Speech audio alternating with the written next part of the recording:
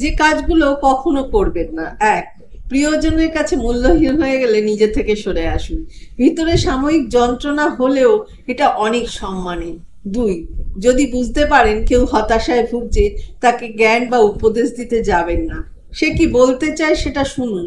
এই সময় মানুষ উপদেশ শুনতে চায় না, সে চায় আগে তার ভেতরের কথাগুলো কেউ মন দিয়ে শুনুন। তিন, কাউকে অকারণে কষ্ট দেবেন না। এই মুহূর্তে আপনি যার সাথে ইচ্ছাকৃত অন্যায় করে নিজেকে জয়ী ভেবে বেশ ফুরফুরে মেজাজে আছেন, মনের আনন্দে ঘুরে বেড়াচ্ছেন, সে হয়তো প্রতিবাদ করবে না, কিন্তু তার নীরবতা, কষ্ট থেকে উঠে আসা দীর্ঘশ্বাস আপনার সাথে বোঝাপড়াটা সঠিক সময়ে করে নেবে। চার, অন্যের চোখে ভালো সাজার জন্য নিজের ভালো লাগাগুলো বিসর্জন দেবেন না। যে আপনাকে আপনার মতো করে গ্রহণ করতে পারে না, তার কাছে গ্রহণযোগ্য হওয়ার চেয়ে একা থাকাই ভালো। পাঁচ, যা হাতছাড়া হয়ে গেছে তা নিয়ে কখনো আফসোস করবেন না। ছয়, বয়স, শিক্ষা, পদ বা পদবীর দিক দিয়ে কেউ ছোট হলেও কাউকে ছোট করে দেখবেন না, তাহলে আপনি ছোট হয়ে যাবেন।